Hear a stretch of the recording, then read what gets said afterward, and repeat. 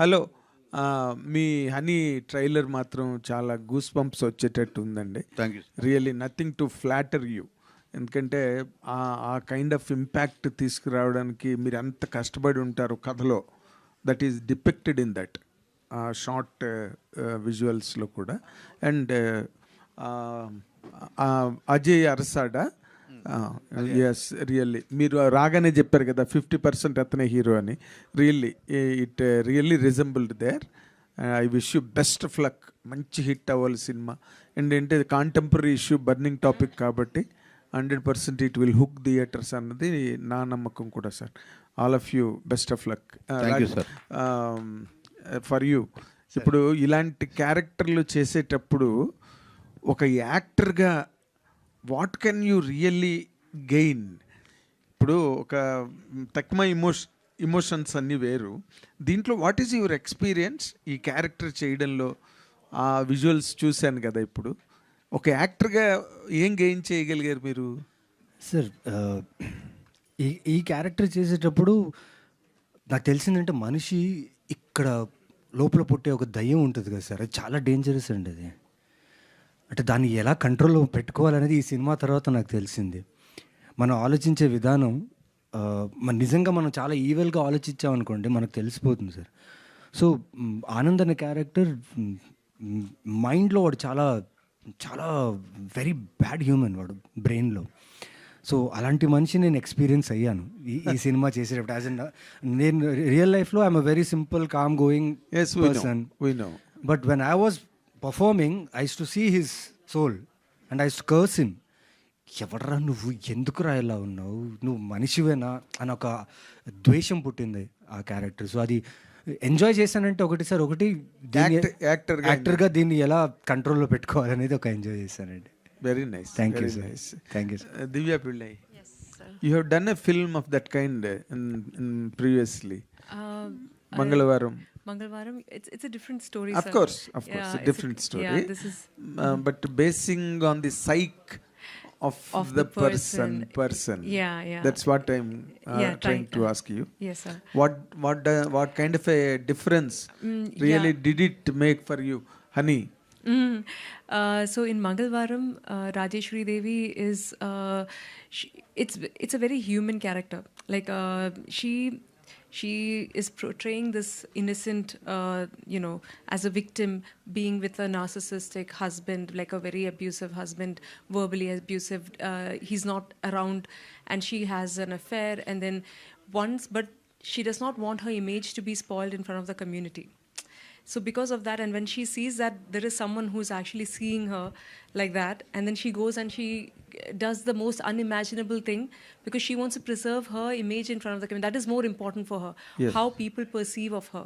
Yes. Not the truth, So that is her. That is Rajeshwari Devi. Lalita, on the other hand, is a helpless mother, a wife. The pain that she goes through. That is what I went through while playing Lalita. The helplessness that a woman has, where she wants to. You will see when you see the movie, you'll understand. So like what she's trying to preserve. Like her family, even, and to what extent she will go to protect her family.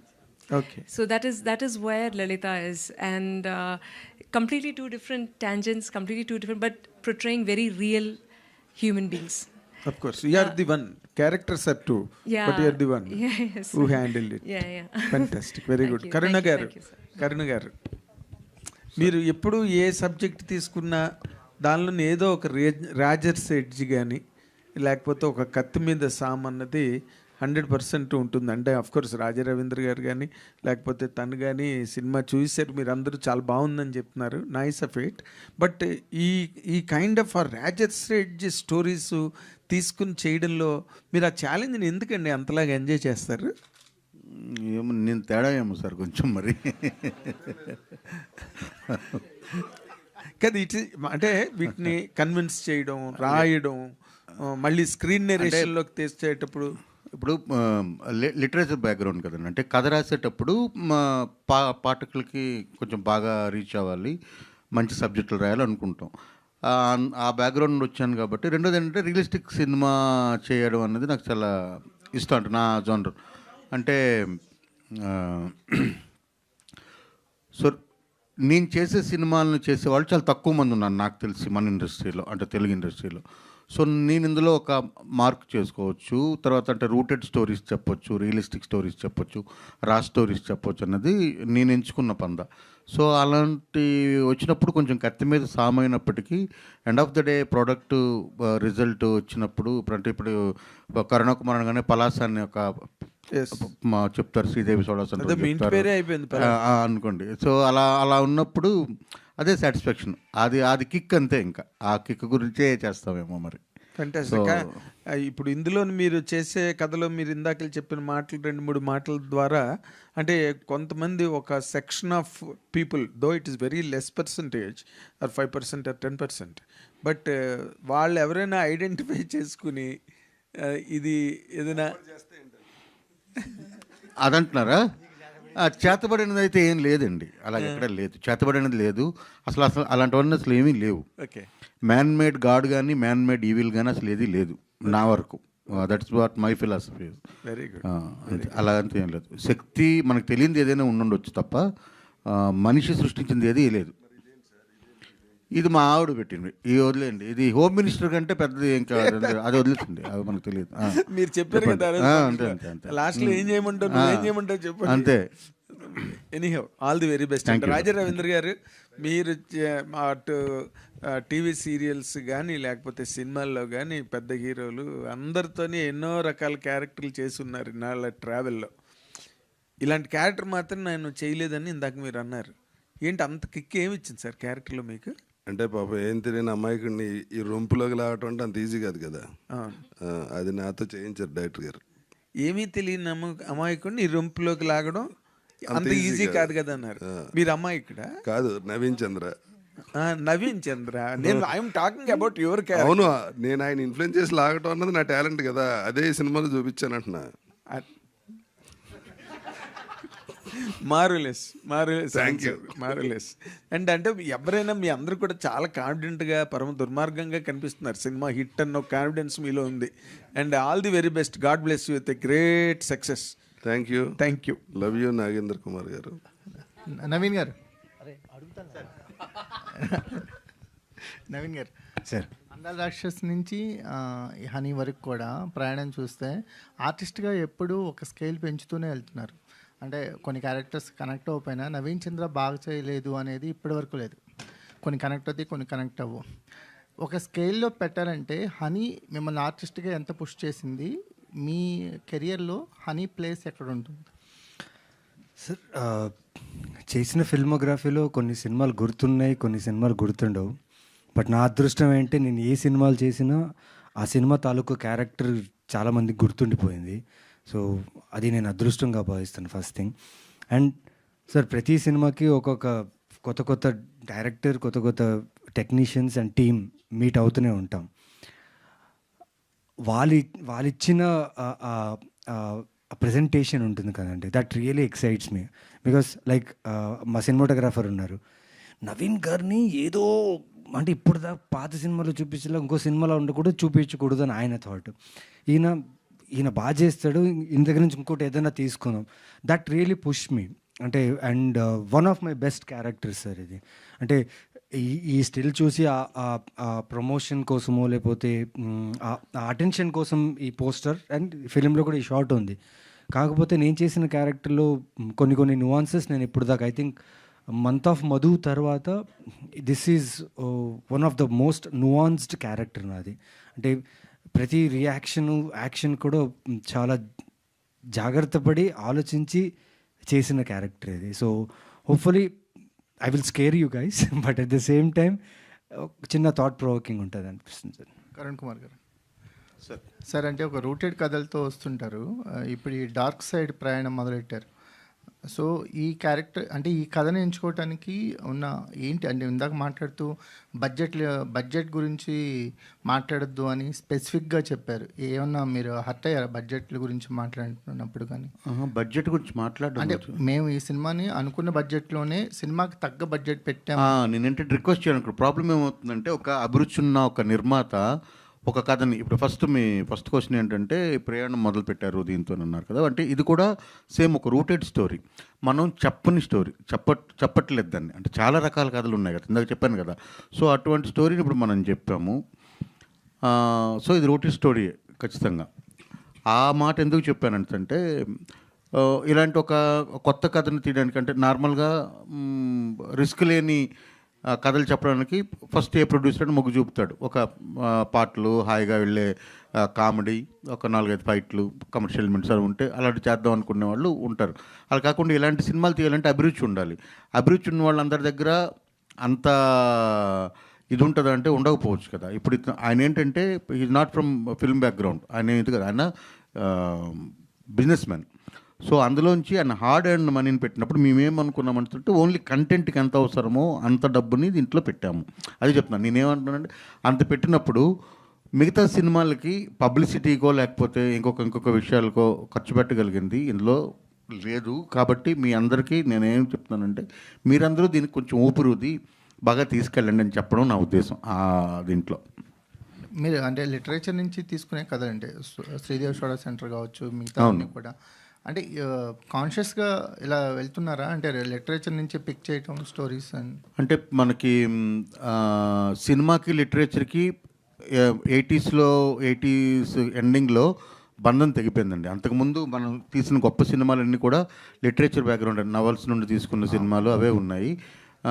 Still అంటే హిందీ నుండి మనం తీసుకున్న సినిమాలైనా సరే, హిందీలో వచ్చిన novels నుండి తీసుకున్నవి, లేదా మన సైడ్ నుండి అక్కడికి వెళ్ళినాం. కానీ అంటే గొప్ప సినిమాలుగా నిలబడినవన్నీ కూడాను కోడూరు కౌశల్యాదేవి గారి దగ్గర నుండి అద్దనపూడి సులోచనారాయణ గారు, ఎండమూరి వీరేంద్ర గారు, మల్లా వెంకటకృష్ణమూర్తి గారు, కొమ్మనపల్లి గణపతిరావు గారు, వీళ్ళంతా రాసిన నావల్స్ని మనం సినిమాలు చాలా ఎక్కువ తీసాం మంతరం వరకు మాట్లాడుకుంటే. సో మళ్ళీ లిటరేచర్ నుండి ఎందుకు తీసుకుంటానంటే, లిటరేచర్లోంచి వచ్చిన కథలకి ఆ గాఢత ఉంటుందండి. ఆ గాఢతని నేను నా సినిమాల్లో చూపిద్దామని నా తాపత్రయం, అంతే. దివి గారు, సో క్యారెక్టర్ అయిన డార్క్ సైడ్ ఉంటుందా? ట్రైలర్లో చూసినంత వరకు ఒక డార్క్ సైడ్ ఎక్స్ప్లోర్ అయినట్టున్నారు. అవునండి, చెప్పాను కదా. ఏంటండి ఇలా అందరి ముందు బెదిరిస్తారు, ఎవరు లేనప్పుడు మామిడికాయలు ఇస్తారు.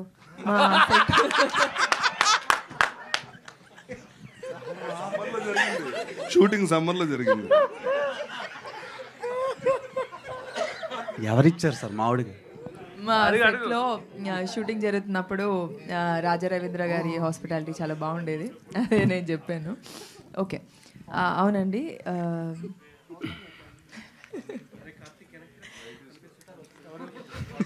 అవునండి, డార్క్ సైడ్ ఉంటుంది. అండ్ ఈ సినిమా నుంచి ఇలాంటి నెగటివ్ రోల్స్ ఇంకా ఓపెన్ అవుతాయని నేను అనుకుంటున్నాను. అండ్ అందులో కర్ణకుమార్ గారు నాతో అంటే చాలా బాగా చేయించారు.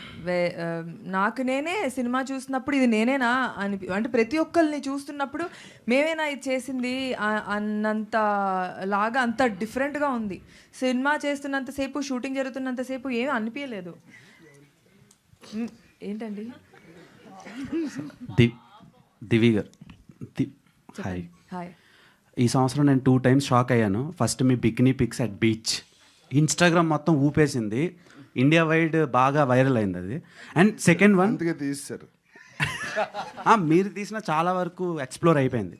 సెకండ్ వన్, ఈ మూవీలో అంత హార్డ్ కోర్ సీన్స్ అంటే బోల్డ్ రొమాంటిక్ సీన్స్ చూసి, సో ఇప్పటి వరకు మీరు కెరీర్లో అంత బోల్డెస్ట్ సీన్స్ చేయలేదు. సో ఈ సినిమా చేయడానికి మెయిన్ రీజన్ ఏంటి? కంటెంటా లేదంటే రెమ్యునరేషనా? నవ్వించాను.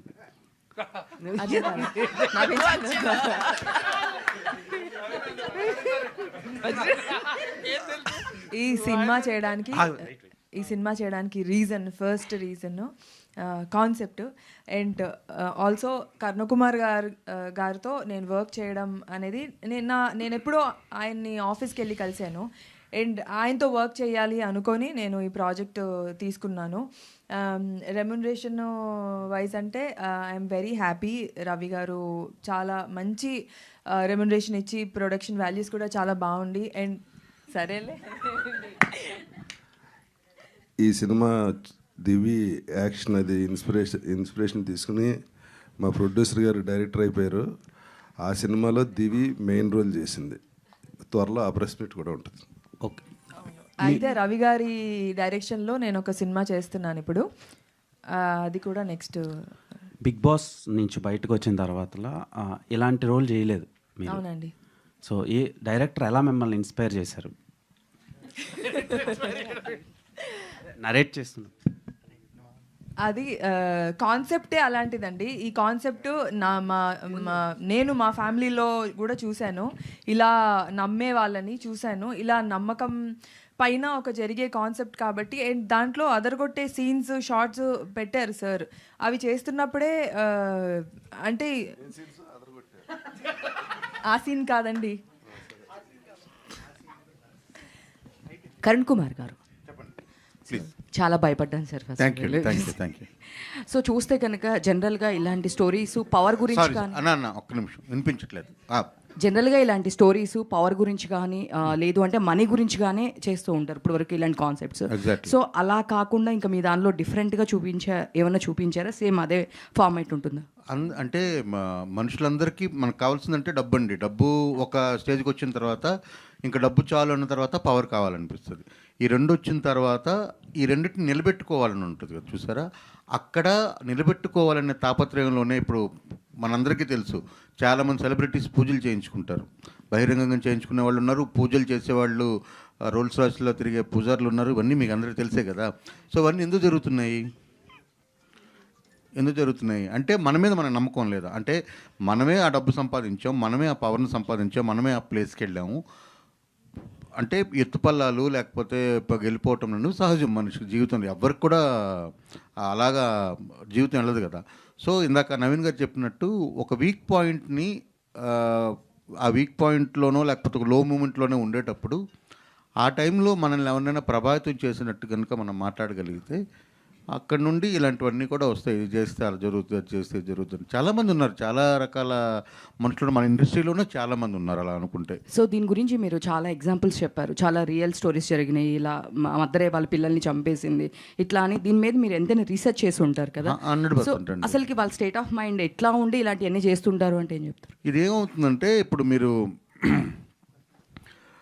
దీన్ని మీరు పూర్ణకం వచ్చిన వాళ్ళని చూసారు ఎప్పుడైనా? పూర్ణకం వచ్చిందంటారు చూసారా? పూర్ణకం అనేది ఏంటంటే మాస్ హిస్టీరియా. సో ఓకే, ఆ టైంలో అక్కడ ఉండే డ్రమ్సో లేకపోతే అక్కడున్న వాతావరణం కానీ లేకపోతే మనం గుడికి వెళ్తాం. గుడికి వెళ్ళేటప్పుడు మనకు జరిగేది ఎంత ఒక ట్రాన్స్. సో టూ మచ్ పాజిటివిటీ ఉండేటట్టుగా మనం ఆల్రెడీ ప్రోగ్రామ్ చేయబడి ఉంటాం. సో అక్కడికి వెళ్ళినప్పుడు ఆ స్మెల్ కానీ లేకపోతే అగరబత్తులు, ఆ దీపాలు, ధూపాలు అదంతా చూసినప్పుడు ఒక పాజిటివ్ వైబ్లో ఉంటాం కాబట్టి మనకు ప్రశాంత్ అనిపిస్తుంది. అలాగే వీళ్ళ మెంటాలిటీ ఎలా ఉంటుందంటే వీళ్ళు ఒకటి నమ్మారనుకోండి, ఆ నమ్మిన ఇప్పుడు సైకో కిల్లర్స్ దగ్గర నుండి అందరూ కూడా దాన్ని వాళ్ళు ప్రగాఢంగా నమ్ముతారు కాబట్టి అది చేస్తారు. ఒక సైకో కిల్లర్ అయినా సరే, ఇలా మంత్రాలని ప్రాక్టీస్ చేసేవాళ్ళైనా సరే, తంత్రశాస్త్రంలోంటి ఇలాంటి క్షుద్ర పూజలు చేసేవాళ్ళైనా సరే, వీళ్ళంతా కూడా నమ్ముతారు. ఇప్పుడు హైదరాబాద్లో మనకి 26 రకాల కల్ట్స్ ఉన్నాయి, తెలుసా మీకు? హైదరాబాద్లో 2026 ఫిబ్రవరి 1వ తేదీన మనం మాట్లాడుతున్నాం ఈరోజు. 26 కల్ట్స్ ఉన్నాయి హైదరాబాద్లో, రకరకాల కల్ట్స్ ఉన్నాయి. సో వాళ్ళందరికీ ఆ బ్యాచ్లన్నీ కలుస్తాయి, ఆ బ్యాచ్లన్నీ ఏవో రిచువల్స్ చేస్తాయి, అన్నీ ఉన్నాయి, హైదరాబాద్లోనే ఉన్నాయి. సో వాళ్ళ మెంటల్ స్టేటస్ ఏంటి అని అంటే ఏదైనా మనమైనా లోపలికి వెళ్ళి తెలుసుకోవాలి, వాళ్ళ అయిపోవాలి, అది అంతే. మీరు వెళ్ళే కదా చేశారు. ఓకే, తర్వాత మాట్లాడదాం. నవీన్ చంద్ర గారు హాయ్ అండి. హాయ్ అండి. మీ రీసెంట్గా జరిగిన మాస్ జాతర మూవీ కానీ ఇది కానీ అసలు మిమ్మల్ని చూస్తుంటే ఒక టైంలో భయం వేస్తుంది చెప్పాలంటే. ఆ క్యారెక్టర్లో ఏదైనా మీరు ఒదిగిపోయి చేస్తూ ఉంటారు. లాస్ట్లో ఫైనల్ జరిగిన ఫైట్స్ కానీ అండ్ ఈ మూవీలో కూడా ఆ పోస్టర్ చూస్తుంటే నిజంగానే భయపడుతున్నారు. సో మీరు ఎందుకు సెలెక్ట్ చేసుకునేటప్పుడు నేను నా మార్క్ అనేది చూపించాలని స్టోరీ సెలెక్ట్ చేసుకుంటారా, లేదు ఏ క్యారెక్టర్ అయినా సరే నేను చేయగలనని చెప్పి సెలెక్ట్ చేసుకుంటారా? లేదు, స్టోరీ అండి. యాక్టర్గా నేను ఒక క్యారెక్టర్ని చేయాలి, పర్ఫామ్ చేయాలంటే నాకు డైరెక్టర్ ఇచ్చే ఇన్ఫర్మేషన్ బ్రీఫే. దాని తర్వాతే నాకు వెళ్ళిన తర్వాత దాన్ని పర్ఫామ్ ఎలా చేయాలి, ఆ nuances ఎలా తీసుకోవాలనేది ఉంటుంది. బట్ అల్టిమేట్ ఈ స్టోరీ చాలా థాట్ ప్రొవోకింగ్ స్టోరీ అండి. అంటే విన్నప్పుడు చాలా బాధ వేసింది. అంటే ఇద్దరు అమాయకులు లైక్ పాపం వాళ్ళ జీవితంలో వాళ్ళకి ఎంత దేవుడు ఇస్తున్నాడో దాంతో సంతోషం పడకుండా ఇంకెక్కువ కావాలని ఒక గ్రీడ్తో ఒక ఫ్యామిలీ విక్టిమ్ అయిపోయింది. సో అలా చాలామంది ఫ్యామిలీస్ విక్టిమ్ అవుతున్నారు. అండ్ ఆయన ఎప్పుడైతే నాకు ఈ కథ చెప్పిన తర్వాత నేను రీసెర్చ్ చేశాను. నాకు ఇవన్నీ ఎక్కువ తెలియదు. I don't know about this black magic and all these things. And తెలుసు, విన్నాను, జరుగుతున్నాయని తెలుసు, కానీ పర్టికులర్గా తెలియదు. But after I heard the script research చేశాను. చాలా దారుణం అంటే చాలా చాలా దారుణం. అంటే మనకు కొన్ని న్యూస్ రూపంలో లేకపోతే సోషల్ మీడియాలో కొన్నే మనకు అనిపిస్తున్నాయి, కానీ ఇవన్నీ జస్ట్ చాలా సైలెంట్గా జరుగుతుంది. పోనీ 4 వాల్స్లో జరుగుతుందో కాదు, ఓపెన్ వాల్స్లో జరుగుతుంది, కానీ పక్కనున్న వాళ్ళకు కూడా తెలియదు ఏం జరుగుతుంది అనేసి. అండ్ ఎస్, ద పర్సంటేజ్ మనకు తెలిసిన పర్సంటేజ్ కొంత శాతమే ఉండొచ్చు, బికాస్ అవి బయటికి రావు కాబట్టి. బట్ మీరు ఒక్కసారి దాన్ని చేంజ్ చేయడం స్టార్ట్ చేశారనుకోండి, మీరు అలా మారిపోతారు. ఎస్, ఇప్పుడు నేను ఈ రీసెర్చ్ చేసేటప్పుడు కొన్ని ఇందాక మీకు చెప్పాను కదండి, ఇది కనుక్కోవడానికి వెళ్ళినప్పుడు నీకు సక్సెస్ లేదు, ఇంకా పెద్ద హిట్ రావట్లేదు, నీకు బాగా చేస్తావు, కానీ నీకు ఒక్క సక్సెస్ కావాలి కదా, నీకు ఉంది కదా మనసులో అన్నా. నాకు అలా లేదు యాక్చువల్లీ. ఇక్కడ దాకా వచ్చానంటే that's a great success for me. But ఆయన అనుకున్నాడు, ఇది చేస్తే ఇది నీతో పెట్టుకో, 12 days నువ్వు నీ చేతిలో పెట్టుకో, ఖచ్చితంగా చూడు నీ నెక్స్ట్ సినిమా హిట్ అవుతుంది. నాకు నెక్స్ట్ సినిమా రిలీజ్ లేదు, ఆయన వెళ్ళి కలిసినప్పుడు రిలీజ్ లేదు, ఏం లేదు. పలానా డేటు పలానా రోజుకంతా నీకు అవుతుంది. ఆ రోజు కూడా దాటేసింది. నిజం. నేను అంటే నన్ను ఆ టైంలో నేను మెంటలీ నేను స్ట్రాంగ్గా లేదనుకుని నేను ఇన్ఫ్లుయెన్స్ అయిపోయి ఉంటే ఆయన ఇచ్చే ఏదైతే ఇస్తాడో దానికి ఒక ఎక్కువ అమౌంట్ ఆఫ్ డబ్బులు ఇవ్వాల్సి వస్తుంది. ఇచ్చి దాన్ని తీసుకొని దాన్ని నమ్మి దాన్ని నేను సైకలాజికల్గా ఫీల్ అయిపోయి I corrupt my brain and నా చుట్టూ ఉన్న వాళ్ళందరూ నేను కరప్ట్ చేసే అవకాశం కూడా ఉంది. సో ఇలాంటివి ఉన్నాయి, ఇలాంటివి జరుగుతున్నాయి. అండ్ ఇది చెప్పడంలో నాకు చాలా ఆనందంగా ఉంది, ఎందుకంటే at least I made a step forward to tell these kind of stories. అంతే అండి. నవీన్ గారు, థ్యాంక్ యూ అండి. హాయ్ అండి. సో చాలా హారిఫైయింగ్గా ఉంది ట్రైలర్, మీ పర్ఫార్మెన్స్ కావచ్చు. So as you mention, A character చేసినా అదొకళ్ళ సాడిస్ట్ అయితే సాడిస్ట్గా కనిపిస్తారు, మంచిగా పిచ్చిగా ప్రేమించే అబ్బాయి అయితే అలానే కనిపిస్తారు. బట్ ఇందాక మెన్షన్ చేశారు, చాలామంది మాట్లాడుతుంది మోస్ట్ డిస్టర్బింగ్గా ఉంటుంది, ఆలోచింపజేసేగా ఉంటుంది సినిమా అని. బట్ ఏ సీన్ సీక్వెన్స్ చేస్తున్నప్పుడు మీరు బాగా డిస్టర్బ్ అయ్యి, అంటే like through out the haunt చేసింది, త్రూ అవుట్ ద మూవీ కావచ్చు, మూవీ అయిపోయిన తర్వాత కావచ్చు? ఈ సినిమాలో నాకు అంటే ఆనంద్కి లలితకు ఒక సీన్ ఉందండి, వేర్ నేను ఎలా అయితే విక్టిమైజ్ అయ్యానో రాజరవీంద్ర గారి వల్ల, ఆ క్యారెక్టర్ సారంగపాణి క్యారెక్టర్ వల్ల, ఇప్పుడు నేను తనని విక్టిమ్ చేస్తుంటాను అనమాట. సో ఆ సీన్లో ఈయన రాసిన లైన్స్, డైలాగ్స్ అది చాలా కన్విన్సింగ్గా ఉన్నింది. అండ్ పర్ఫామ్ చేస్తూ నేను ఆనంద్ అనేవాడిని మర్చిపోయి నవీన్లా బిహేవ్ చేయడం స్టార్ట్ చేశా.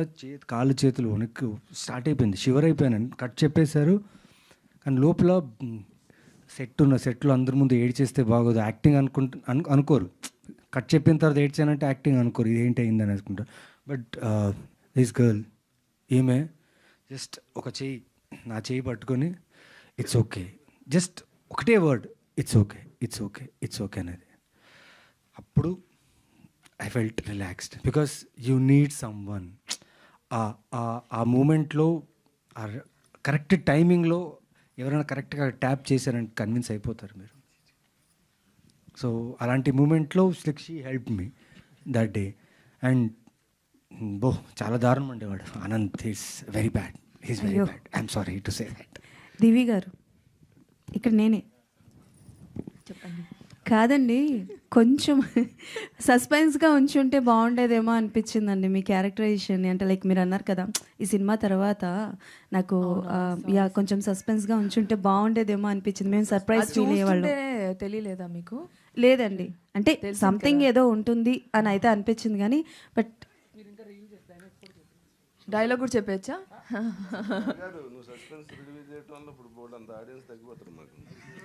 బట్ అయ్యో నా ఉద్దేశం అది కాదు. అంటే మిమ్మల్ని యాజ్ అ గ్లామర్గా చూడడం కానీ లైక్ ఎవ్రీ టైం మిమ్మల్ని చూసినప్పుడు ఒకే ఒక కీ పాయింట్ ఉంటుంది అనిపిస్తుంది. బట్ ఇందులో సంథింగ్ డిఫరెంట్గా చేయబోతున్నారు కదా, సో అందుకు అది నా ఉద్దేశం. అంటే అదొకటే కాదు, చాలా డిఫరెంట్గా ఉండబోతుంది. అది మీరు చూస్తే తెలుస్తుంది. కొంచెమే చెప్పాను నేను, మిగతా అదంతా దాచాను. Okay okay. రాజా రవీంద్ర గారు, బయట మీ కామెడీ అదిరిపోద్ది, కానీ ఈ సినిమాలో మాత్రం ఫుల్ సీరియస్ రోలు. మరి మీ కామెడీ టైమింగ్ ఏమన్నా ఈ సినిమాకి ఏమైనా ఉపయోగపడిందా? ఇందులో కామెడీ లేదు, నేను చేయడం లేదు, చేస్తే అది కామెడీ అయ్యేది. అందుకనే ప్రెస్ మీట్లో చేస్తున్నారా? నేను ఎప్పుడు ఇలాగే ఉంటాను. ఫస్ట్ టైం అలాగే డైరెక్టర్ గారు ఏంటి అంత తొందరగా వదిలేసారు? డైరెక్టర్ గారు, అదే మీరు చెప్పినట్టు ఏదైతే రైస్ పుల్లింగు ఇవన్నీ నేను దగ్గరుండి చూశాను అనమాట. Very good. ఇప్పటికీ చెప్తున్నా సరే 10 సంవత్సరాల నుంచి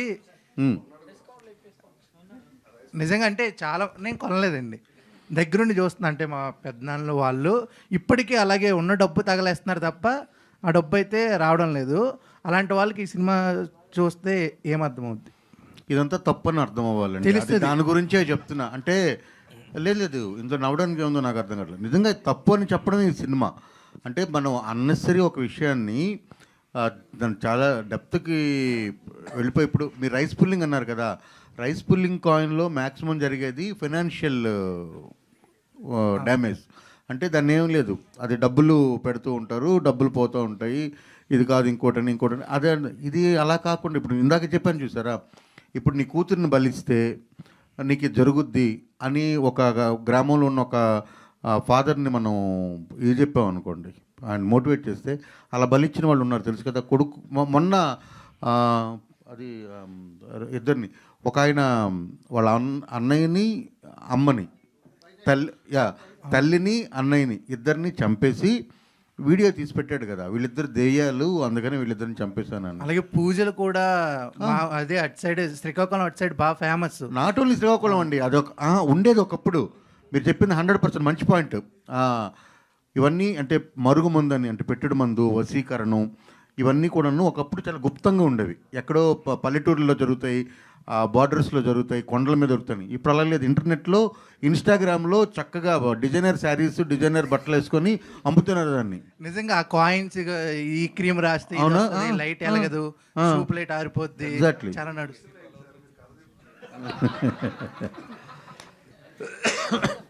చెప్పండి. కరుణ్ కుమార్ గారు సార్, ఇక్కడ కరుణ్ కుమార్ గారు సార్, తంత్రశాస్త్రం అని ఒక పాయింట్ తీసుకున్నారు. అది పిల్లిమాయ అనే ఒక కాన్సెప్టే ఉందా, లేదా దాంట్లో డిఫరెంట్ ఆస్పెక్ట్స్? అంటే ఇప్పుడు మీరు వశీకరణం లేదా ఇవన్నీ కూడా చెప్తూ వచ్చారు కాబట్టి పిల్లిమాయ ఒకటే కాన్సెప్టా, లేదా దాంట్లో ఇంకా మళ్ళీ ఇది కాకుండా మాకు తెలియని ఒక కాన్సెప్ట్ తీసుకొచ్చారు కాబట్టి? అవును. ఇప్పుడు నాట్యశాస్త్రం ఉంది కదా, ఐడియా ఉందా మీకు? నాట్యశాస్త్రంలో కంప్లీట్గా ఇప్పుడు మనం చూస్తున్న అన్ని ఆర్ట్ ఫామ్స్ తాలూకా, డ్యాన్స్ ఫామ్స్ తాలూకా ఇదంతా కూడా ఉంది. ఆంగికం, వాచికం ఇవన్నీ ఎలా ఉంటాయి అన్నది నాట్యశాస్త్రంలో మొత్తం మీకు రాసింది. అలా నాట్యశాస్త్రం రాసినట్టుగానే తంత్రశాస్త్రం కూడా ఎవరో రాశారు. అది ఎవరైనా రాసి ఉండొచ్చు, మనకు తెలియదు. అంటే అన్సెస్టర్స్లో అది మేబీ కరెక్ట్ అయి ఉండొచ్చు, వాళ్ళకి అప్పుడు జరిగి ఉండొచ్చు. ఎందుకంటే ఇదంతా కొన్ని 100 ఏళ్ల కిందట 1000 ఏళ్ల కిందట జరిగింది కాబట్టి అది తెలియదు. బట్ తంత్రశాస్త్రం అన్నది అయితే ఒక శాస్త్రం ఉంది. అందులో పిల్లిమాయ అనేది ఒక చిన్న విషయం. అలా కాకుండా ఇప్పుడు ఇందాక చెప్పాను చూసారు, ఆ నక్కతోక అని చెప్పి గుడ్లగోబా తాలూకా వెంట్రుకు పెట్టుకుంటే ఇలా జరుగుద్ది. తర్వాత ఎవరినైనా తర్వాత మీకు నక్కతోక అనేది ఇది ఉంది. ఇంకోటి ఉంది, ఒక 10-15 రకాల వస్తువులతో కలిపి కాటుకు ఒకటి తయారు చేసి పెట్టుకుంటే, ఆ కాటుకు పెట్టుకుంటే అవతల వాళ్ళకి మనం కనిపించమనే ఒక విద్య ఒకటి ఉంది. సో పరిసవేది విద్య అని ఒకటి ఉంది. ఇవన్నీ కూడా తంత్రశాస్త్రం ఉన్నాయి. ఇవన్నీ ప్రాక్టీస్ చేస్తున్నామా లేదా అనేది పక్కన పెడితే ఆ పేరుతో మోసం అయితే జరుగుతుంది. సార్ కానీ చిన్నప్పటి నుంచి ఇలాంటివి అంటే మీ చిన్నప్పుడు కూడా మీరు చేసి ఉండొచ్చు. నెమలేఖను బుక్లో పెట్టుకుని అవి కూడా జరుగున్నాయి. నెమలేఖ బుక్లో పెట్టుకోవడం అంతా కూడాను అది కంప్లీట్గా తూనీగా సినిమాలు సార్. అవన్నీ అది మనం సినిమాల్లో కనిపెట్టినవి, ఓన్లీ హీరోయిన్ ఇంప్రెస్ చేయడానికి అదంతా మనం రాసుకున్నవి. ఆ తంత్రశాస్త్రం కాదు, కంత్రిశాస్త్రం. అది అది అది వేరే. నెమలేఖ పెడితే అది చిన్నప్పుడు అదంతా, అది కాదు, ఇది వేరే. నవీన్ గారు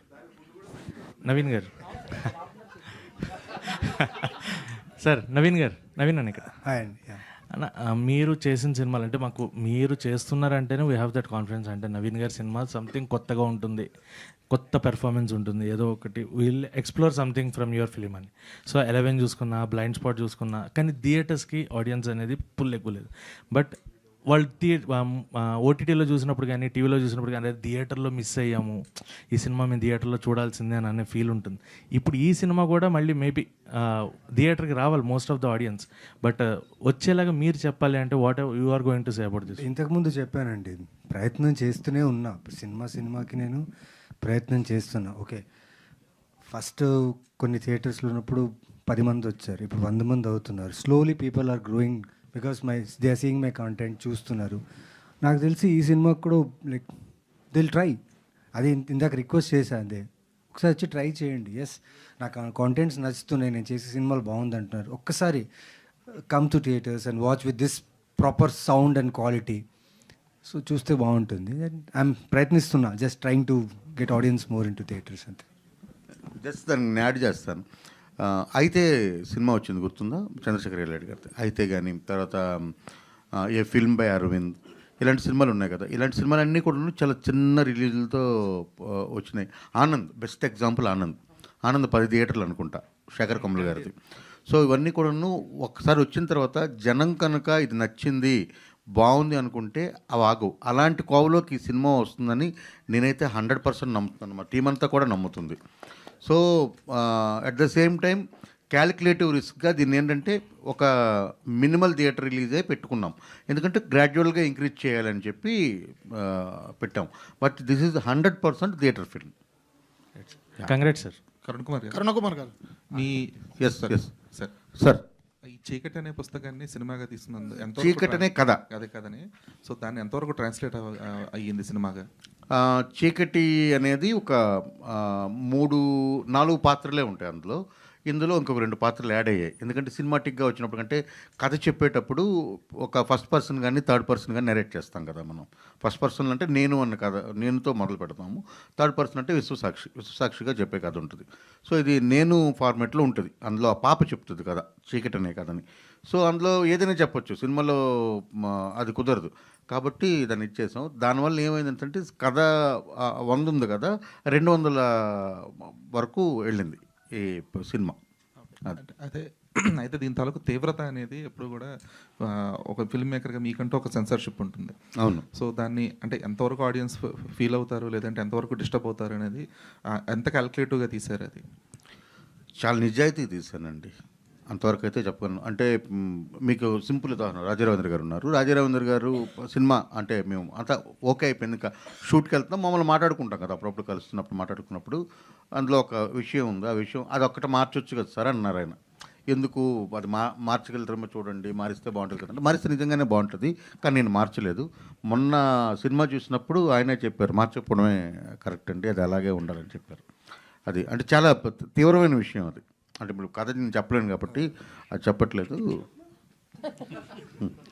సరే, అయితే టెక్నికల్గా ఇందాక నాగేష్ మాట్లాడుతూ చెప్పారు అనమార్ఫిక్ లెన్స్ ఇవన్నీ యూజ్ చేసామని చెప్పి. అవును సార్. సో మీరు చూపించిన వన్ ఆఫ్ ద బిజినెస్ కట్లో కూడా డిఐ అనేది అండ్ కలరింగ్ అనేది చాలా క్రూషియల్ ప్లేలా ఉంది. సో టెక్నికల్గా ఇంత స్ట్రాంగ్గా ఒక సినిమా తీస్తున్నప్పుడు మీకు ప్రొడ్యూసర్ నుంచి వచ్చిన సపోర్ట్ ఎంతవరకు ఉంది? లేదు, ఆయన ఈరోజు ఇది ఆయన ఇప్పుడు ఆయనతో ఇబ్బంది ఏంటంటే ఇప్పుడు ఏది బెస్ట్ అంటే దానికి వెళ్దాం అన్నది ఆయనతో ఉంటారు. సపోజ్ మేము వద్దన్నా సరే ఆయన ఊరుకునేది లేదు. దీనికి అనమార్ఫిక్ స్పెరికల్ ఈ 2 మేము అనుకోలేదు స్టార్టింగ్లో, ఈ వేరేలాగా చేద్దాం అనుకున్నాము. బట్ నాగేష్ గారితో అంటే నేను మట్కా ఒక 50% ఎన్ఎంఆర్ఫిక్లో షూట్ చేశాను, ఎందుకంటే పీరియడ్ ఎపిసోడ్స్ ఎన్ఎంఆర్ఫిక్లో వచ్చినప్పుడు దాని తాలూకా స్కేలు ఇదంతా బాగా పెరుగుతుంది. సో మాట్లాడుతూ ఉన్నప్పుడు మేము యూనిట్ని మాట్లాడుకోవడానికి పిలిచినప్పుడు అది ఉంది అని తెలిసిన వెంటనే ప్రొడ్యూసర్ గారు అప్రూవ్ చేశారు, చేసేయండి దాంట్లోనే చేయండి అని చెప్పారు. అది దట్స్ హౌ. ప్రాసెసింగ్ కొంచెం కష్టం కదా డిఐకి, ఎందుకంటే కొంచెం బ్లర్ ఎఫెక్ట్స్ అవి. అది నా తలనొప్పి కాదు, డిఐ ఆయన చూసుకుంటారు. విజువల్ వచ్చేసింది అది, తర్వాత ఆయనే కదా మన డిఓపి గారు చూసుకుంటారు కాబట్టి. బట్ ఆయన ఎలా చేశారో చూశారు కదా, ఫెంటాస్టిక్. అంటే ఒక హాలీవుడ్ మూవీ చూసినట్టుగా ఫీల్ తీసుకొచ్చారు.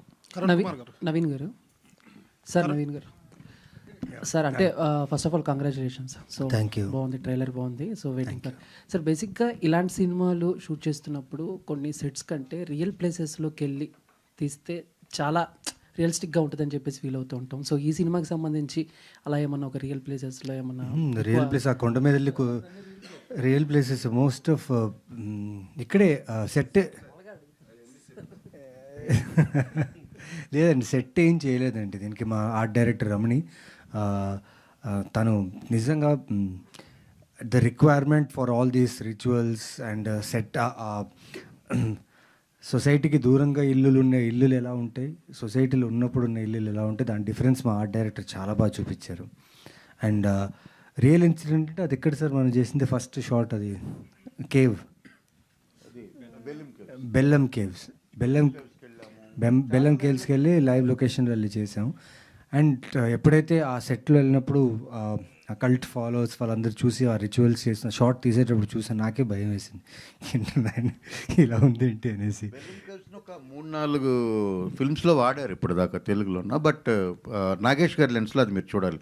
అది అసలు ఎవ్వరూ ఆ పర్స్పెక్టివ్ని అయితే ఎక్స్ప్లోర్ చేయలేదు, అంత బాగా చేశారు అది. Then all the best sir. Producer Kumar గారు, ప్రొడ్యూసర్ సార్ చెప్పండి. కంగ్రాట్స్ అండి, థ్యాంక్ యూ సార్. చాలా బాగుంది. Thank you sir. అయితే రీసెంట్గా మీరు మాట్లాడేటప్పుడు 2018లో ఢిల్లీలో బురారిలో ఒక ఇన్సిడెంట్ జరిగింది. 11 మంది చనిపోయారు. వాళ్ళ నాన్న చనిపోతే ఈయన మా నాన్న బతికొస్తారని చెప్పి 11 మందిని కూడా ఉరేసి చంపేశారు. అవును, ఇలాంటి ఇన్సిడెంట్స్ ఇప్పుడు కూడా జరుగుతున్నాయి అంటారు, అసలు నమ్ముతారంట? మూఢనమ్మకాలను నమ్ముతారు? ఈ రోజు జరిగింది అంటున్నాను కదా, ఈ రోజు కదా జరిగింది. ఫిబ్రవరి 1 ఇప్పుడు పొద్దున్నే ఒక ఆమె 2 పిల్లలతో కలిపి సూసైడ్ చేసుకుంది. ఓకే, అందరూ ఈ రోజు అండి, ఇప్పుడు మనం మాట్లాడుతున్నానికి ఒక 5-6 గంటల ముందు జరిగింది. నేను ఇందాక చెప్పిన మీకు మదనపల్లి ఇన్సిడెంట్ 2.5 years బ్యాక్ జరిగింది. నేను ఇందాక చెప్పిన మీకు తల్లిని అన్నయ్యని చంపేసి వీడియో తీసి పెట్టిన ఇన్సిడెంట్ 1 month ఉంటుందా, 3 months 3 months బ్యాక్ జరిగింది. ఇది మనకు తెలిసినవి. తెలియంది ఏంటో తెలియదు. ఇంకా మీకు అంటే మీకు వెండు జనరించి ఏంటంటే ఇందులో అవి ప్రాక్టీస్ చేసిన వాళ్ళు కూడా ఉండొచ్చు, నాకు తెలియదు ఈ క్రౌడ్లో కూడా. సీరియస్లీ. ఓకే, కరుణకుమార్ ప్రొడ్యూసర్ గారు, మీరు చాలా భయంకరమైన ఇవన్నీ చెప్పారు కదా, నెక్స్ట్ మీరు విలన్గా చేయబోతున్నారంట, ఎంతవరకు నిజం? లేదు, అంత సీన్ లేదు నాకు. విలన్ ఏం కాదు, నేను మన చెన్నై లవ్ స్టోరీలో క్యారెక్టర్ చేస్తున్నాను. ఈ నగరానికి ఏమైందిలో చాలా పెద్ద రోల్ చేస్తున్నాను, ఒక 29 days క్యారెక్టర్ చేస్తున్నాను. Okay sir. అంతే, విలన్ నాకు ఉన్నాను నేను. అంటే మీరు అలా చెప్తుంటే భయం వేస్తుంది సార్? లేదండి. ఓకే సార్, నేను చేస్తే భయం వేయాలి. రవి గారు, ప్రొడ్యూసర్ గారు సార్, అంటే సినిమా అనుకున్నప్పటి నుంచి అంటే ఒక కథని లిటరేచర్ నుంచి తీసుకోవటమే ఇప్పుడు అసలు అలవాటు తప్పిపోయింది. అంటే మనం కస్టమైజ్డ్ కథలు రాస్తున్నాం, ఆర్టిస్టుల కథలు రాస్తున్నాం కదా, లిటరేచర్ని తీసుకొని అది సినిమాగా ట్రాన్స్ఫార్మ్ చేసి ఇప్పుడు రిలీజ్ వరకు వస్తున్నారు కదా. ప్రొడ్యూసర్గా మీరు ఎంత సేఫ్లో ఉన్నారు, అంటే ఈ ఎక్స్పీరియన్స్ ఎలా చూస్తారు? సేఫ్ అంటే 100% సేఫ్ అండి, దాంట్లో ప్రాబ్లం లేదు. ఇది అంటే జర్నీలో ఏమవుతుందంటే నవీన్ సార్ కానీ లేకపోతే కరుణా గారు కానీ రాజేష్ సార్ కానీ దివ్య పిల్లయ్య గారు దివి గారు అందరూ వాళ్ళు 100% ఇవ్వడం మూలన, మోర్ దెన్ 100% ఇవ్వడం మూలన నాకు తొందరగా సినిమా కంప్లీట్ కావడానికి కానీ లేకపోతే ఈజీగా వితౌట్ ఎనీ హర్డిల్స్ అయిపోయింది. అదే నవీన్ చంద్ర గారు, బ్యాక్ సైడ్ పోస్టర్ చూస్తే కొంచెం వెయిట్ పుట్ ఆన్ అయినట్టున్నారు, లైక్ పొట్ట అది కనబడుతుంది. సో ఆ పోస్టర్ గురించి ఎక్స్ప్లెనేషన్. మీరు చెప్పడం నేను చెప్తా బెటర్. అది ఆయన కంప్లీట్ డెడికేషన్ టువర్డ్స్ అది చేస్తున్నప్పుడు ఆయన 3 సినిమాలు చేస్తున్నారు. ఈ సినిమా అవుతున్నప్పుడు ప్యారలల్గా 3 or 4 జరుగుతున్నాయి. అంటే మార్క్ అప్పుడే అవుతుంది అనుకుంటా, మార్క్ అప్పుడే అవుతుంది, ఇన్స్పెక్టర్ రిషి ప్రిపేర్ అవుతున్నారు, ఇంకో 2 సినిమాలు ఉన్నాయి. సో ఇప్పుడు ఆ పట్టు ఉంది కదా, ముందు రోజు డిస్కషన్ ఏంటంటే వాడి ఏజ్ ఏంటి, ఒక 8-9 ఏళ్ల పాపకి ఆయన తండ్రి. Okay, so he can be fit, అన్నీ బాగానే ఉంటాయి, బట్ మనకి ఎక్సర్సైజు రెగ్యులర్గా ఇదంతా తగ్గిపోయి క్షుద్ర పూజలు ఇలాంటి వాటిలో కూర్చునే వాడికి ఏముంటుంది ఎక్కువ. బ్రహ్మానందం గారు చెప్పినట్టు నా వృత్తి ఏమిటారా కూర్చొని చేసే వృత్తి, గుప్పిడి పట్టు ఉన్నది ఏమిటారు, ఆ గుప్పిడి పట్టు అన్నది కావాలని చెప్పి ఆయన ముందు రోజు రాత్రి చద్దన్నం తయారు చేసుకొని అది ఫర్మినేట్ అయిన తర్వాత మార్నింగు దానికంటే ముందు వచ్చి దానికి షూట్కి రావడానికంటే ముందు అది తిని చేస్తే లైట్గా మీకు లోపల ఒక ఇది ఫామ్ అవుతుంది, ఫామ్ అవడం వల్ల పట్టు వస్తుంది. అది చేసింది అది, అందులో ఎక్కడ మీకు ఏం గ్రాఫిక్ ఇదంతా ఏం లేదు. అది అయిపోయింది, మళ్ళీ సాయంత్రం అంతా సెట్ అయిపోయింది. అది ఆ సీన్ అయిపోయిన తర్వాత మళ్ళీ మామూలుగా అయిపోయారు ఆయన. అది ఇలాంటి ట్రిక్లు చాలా చేస్తారు ఆయన. డైరెక్టర్ సింపుల్ బ్లోటింగ్ కాన్సెప్ట్ అంతే. అంటే ఈ క్యారెక్టర్కి 3 ఏజ్ జర్నీ ఉంది, తన జర్నీ ఉంది. ఆ జర్నీలో ఎక్కడో ఇలాంటి కథ దొరికినప్పుడు అవకాశం ఉంటుంది ఒక యాక్టర్గా మనం ఆ ట్రాన్స్ఫర్మేషన్ చూపించుకోవడానికి, ప్లస్ ఆ ఏజ్ చూపించుకోవడానికి. I just did simple bloating. And sometimes Raja Ravindra గారి వల్ల, దివి వల్ల ఈ మామిడి పండ్లు సమ్మర్లో చేస్తున్నాం, వీళ్ళ వల్ల ఎక్కువ మామిడి పండ్లు తినడం ఎక్కువ చేశాను. బట్ అది నా క్యారెక్టర్ కూడా హెల్ప్ అయింది. డైరెక్టర్ గారు సార్ ఈ ట్రైలర్లో చూసుకుంటే ఫస్ట్ ఆఫ్ ఆల్ ఇందాక మీరు మాట్లాడింది కూడా మీరు ఒక దేవుడిని నమ్మరు, దెయ్యాన్ని నమ్మరు అని చెప్పారు. అలాంటిది మీరు ఇలాంటి దెయ్యం స్టోరీ పర్టికులర్గా ఎంచుకోవడానికి కారణం ఏంటి? నెక్స్ట్ ఇందులో ఉన్న అసలు రహస్యం ఏంటి అని అంటే ఏం చెప్తారు సార్? అంటే పూర్తిగా మూఢనమ్మకమే అని అనుకోవచ్చా, లేకపోతే కొంతవరకైనా నిజం ఉంటుందా? అంటే అసలు దెయ్యం లేదు ఇందులో, ఎవరు చెప్పాడు దెయ్యం ఉందని? లేదు ఉండండి ఒక నిమిషం సార్. నేను దేవుడిని నమ్మను, దెయ్యాన్ని నమ్మను అనేది కాదండి. నేను మ్యాన్ మేడ్ దేవుడు, మ్యాన్ మేడ్ దెయ్యాన్ని నమ్మనన్నాను. అంటే మనుషులు సృష్టించిన దేవుళ్ళని, మనుషులు సృష్టించిన ఈవిల్ పవర్స్ అంటే దెయ్యాలని నేను నమ్మను అంటున్నాను. పైన ఒక శక్తి ఉంది, ఆ శక్తి ఏంటి ఏదైనా మనకు తెలియదు, దాన్ని నమ్ముతున్నాను, అదంతా వేరే డిబేట్, అది వదిలేండి. రెండోది, ఇప్పుడు ఇది దెయ్యం కాదు ఫస్ట్ ఆఫ్ ఆల్, ఇది ఒక సైకలాజికల్ హారర్ సినిమా, మనిషి మైండ్లో ఉండే దెయ్యం అది, దాని గురించి. Thank you so much to all the media today. Our PROs are Tejasvi Sajja, even by UV Media. Thank you so much. See you all theaters on Feb